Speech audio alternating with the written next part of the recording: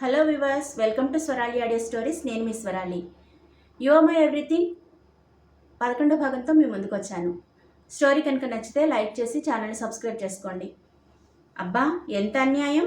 మమ్మల్ని కారులో వెయిట్ చేస్తూ ఉండమని చెప్పి ఇక్కడ మీ ఇద్దరు ఒకళ్ళతో ఒకళ్ళు ప్రేమ ఒలుకుపోసుకుంటూ మాట్లాడుకుంటున్నారా అని సాక్షి లోపలికి వస్తూ అంది. నరేంద్ర సాక్షి వైపు చూస్తూ తనకు బాగా పరిచయం ఉన్న మనిషిలా అనిపించి వెంటనే గుర్తుపట్టాడు. అతని కళ్ళల్లో ఒక మెరుపు కనిపించింది. అతను చిరునవ్వు నవ్వుతూ సాక్షి దగ్గరికి వెళ్ళి, సాక్షి, ఎలా ఉన్నావు? ఎన్నాళ్ళైంది నిన్ను చూసి అన్నాడు. సాక్షి కూడా నరేంద్ర వైపు చూసి నవ్వుతూ, నేను బాగానే ఉన్నాను. ఇంతకీ మీరంతా ఎలా ఉన్నారు? మళ్ళీ ఇన్ని సంవత్సరాలకు నిన్ను చూస్తుంటే నాకు చాలా హ్యాపీగా ఉంది అంది. నరేంద్ర ఏదో చెప్పబోతున్నంతలోనే ఒక పొడవైన వ్యక్తి వారి దగ్గరికి వస్తున్నట్లుగా అతడు గమనించాడు. అతడు సాక్షి నడుం చుట్టూ చెయ్యి వేసి దగ్గరగా లాక్కొని, మిస్టర్ రాచకొండ, మిమ్మల్ని కలవడం నాకు సంతోషంగా ఉంది. నేను సాక్షి భర్తను అని తనను తాను పరిచయం చేసుకున్నాడు శంకర్. నరేంద్ర తన ముందు నిలబడిన వ్యక్తి వైపు ఒక్కసారి తనను తను నమ్మలేనట్లుగా చూశాడు. అతను ఇండియాలోనే ప్రతి ఒక్కరికి తెలిసిన భారతదేశంలోని అగ్రశ్రేణి వ్యాపారవేత్తల్లో ఒకటైన the great business man Shankar Vardhan. అతన్ని చూడగానే రిషి కూడా తన తండ్రిలాగానే సక్సెస్ఫుల్ బిజినెస్ మ్యాన్ అని నరేంద్ర తనలో తనే అనుకున్నాడు. సాక్షి తన భర్తను పట్టించుకోకుండా మళ్ళీ నరేంద్ర వైపు తిరిగి నవ్వుతూ, నరేంద్ర, ఇన్ని సంవత్సరాలైనా నువ్వు అస్సలు మారలేదు తెలుసా? అప్పుడెలా ఉన్నావో ఇప్పుడు కూడా అలాగే ఉన్నావు అంది. ఆమె మాట విని నవ్వుతూ, నేనిప్పుడు చాలా పెద్దవాడిని అయిపోయాను, కానీ నువ్వు చూడు, అప్పుడెలా ఉన్నావో సేమ్ అలాగే ఉన్నావు, అంతే అందంగా ఉన్నావు అన్నాడు నరేంద్ర. నరేంద్ర తనని అలా పొగడడం కానీ సాక్షి కొంచెం సిగ్గుగా అనిపించింది. ఆమె అలా సిగ్గుపడడం చూసి, చూసావా, అప్పుడు ఎలా సిగ్గుపడేదానివో సేమ్ ఇప్పుడు కూడా అలాగే సిగ్గుపడుతున్నావు. కొన్ని అలవాట్లు ఎప్పటికీ మారో కదా అని నవ్వుతూ అన్నాడు నరేంద్ర. అని దగ్గుతున్నట్లుగా శంకర్ వాళ్ళ మాటలకి కొంచెం అంతరాయం కలిగించాలని చూశాడు.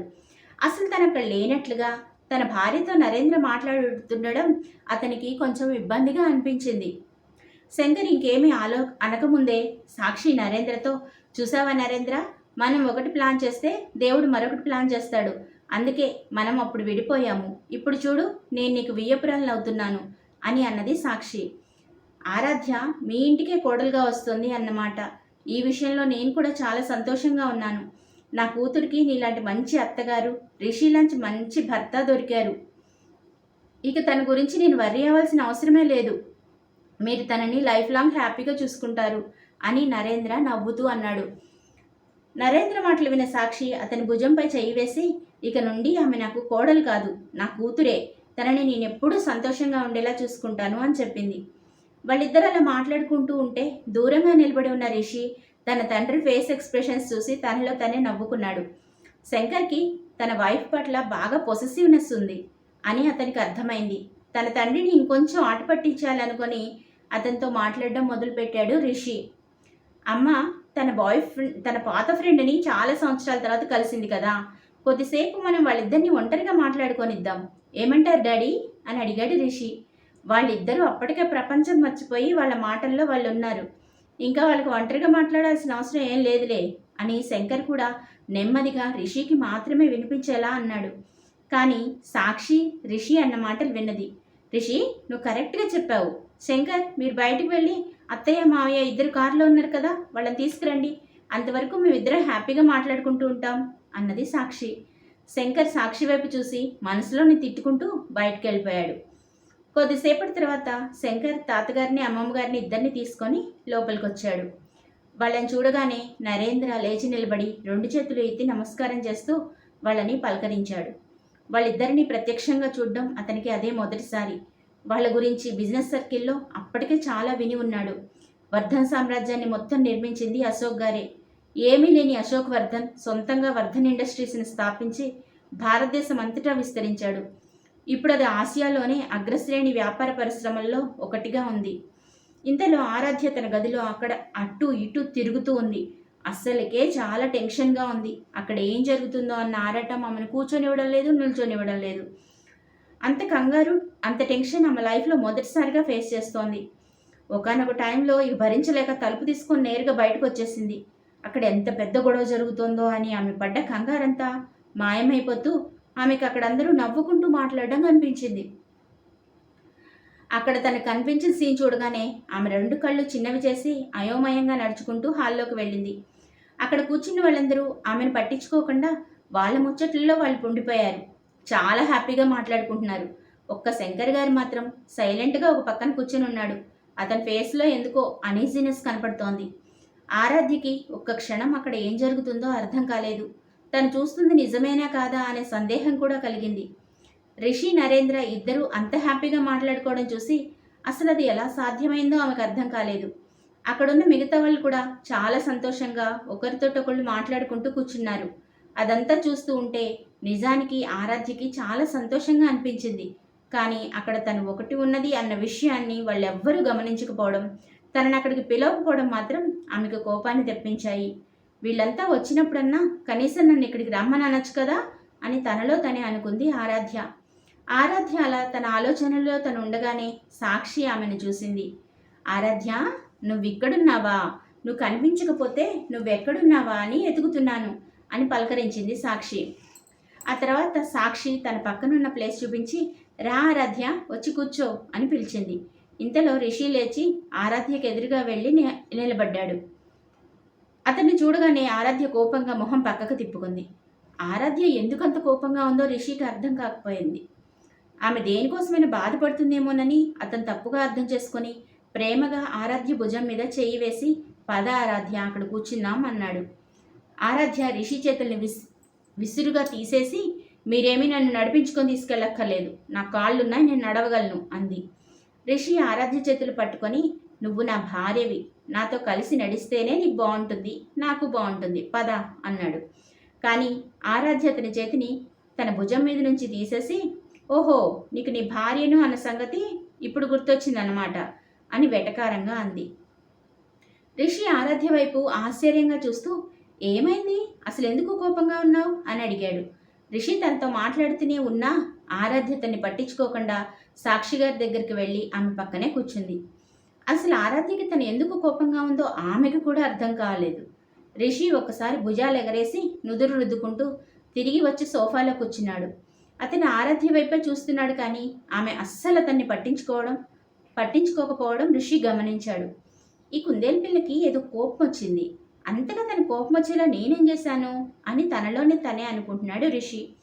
అలా వాళ్ళందరూ మాట్లాడుకుంటూ ఉండగానే షీలా ఆమెతో పాటు ఇంకొంతమంది పనివాళ్ళు వంటగది నుంచి స్నాక్స్ తీసుకొచ్చి కొన్ని డ్రింక్స్ తీసుకొచ్చి వాళ్ళ ముందున్న టేబుల్ మీద పెట్టారు. అంతలో రిషి వాళ్ళ తాతగారు మాట్లాడడం మొదలుపెట్టారు. వీళ్ళిద్దరూ మనకి చెప్పకుండానే పెళ్లి చేసుకున్నారు కాబట్టి మన బిజినెస్ సర్కిల్లో అందరికీ తెలిసేలాగా మళ్ళీ గ్రాండ్గా వీళ్ళిద్దరికీ పెళ్లి చేయాలనుకుంటున్నాను. నరేంద్ర గారు మీరేమంటారు అని అడిగాడు. పెళ్లి అనే పదం వినగానే ఆరాధ్య మొహం కొంచెం అలజడిగా మారిపోయింది. ఆమె పెళ్లిలో జరిగినవన్నీ ఆమెకు మరోసారి గుర్తొచ్చాయి. శ్రీకర్ చేసిన మోసం గుర్తుకు రాగానే అప్రయత్నంగా ఆమె కళ్ళల్లో నీళ్లు తిరిగాయి.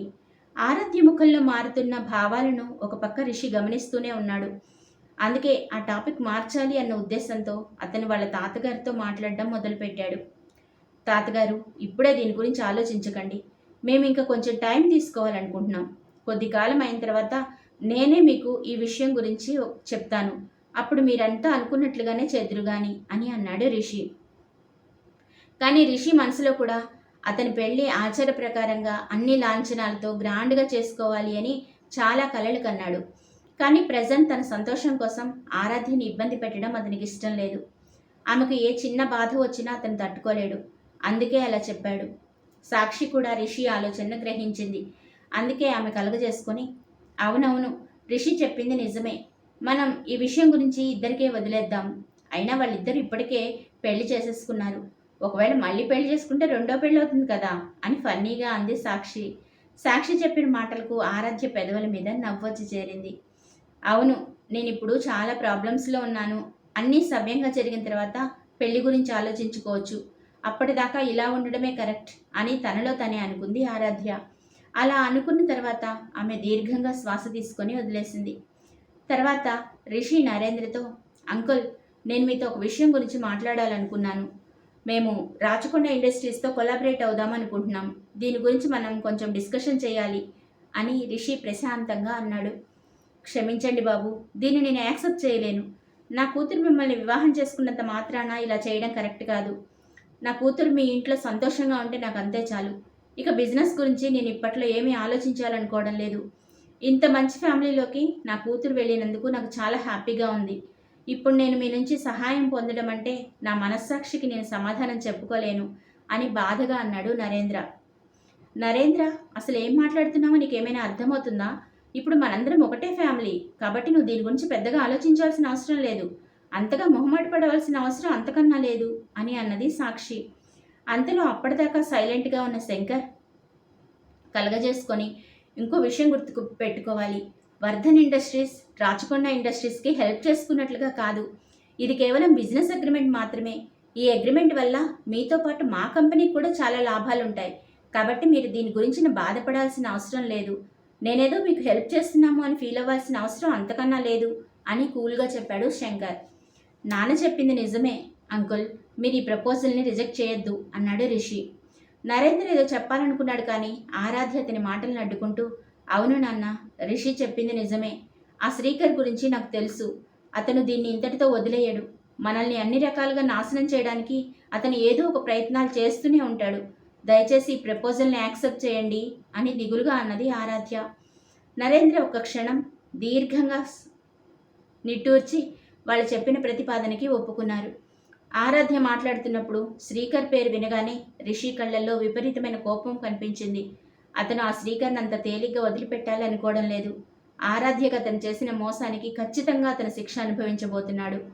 కొద్దిసేపటి తర్వాత తాతగారు, నరేంద్ర, రిషి ముగ్గురు కలిసి బిజినెస్ గురించి డిస్కషన్ చేయడానికి మేడ మీద ఉన్న స్టడీ రూమ్కి వెళ్ళిపోయారు. మరి మన హీరో గారు మేడం గారి కోపాన్ని పోగొడతారా? అసలు కథ ఇప్పుడే మొదలవుతుంది. Don't miss it. Watch. You are my everything. Please subscribe, like and share.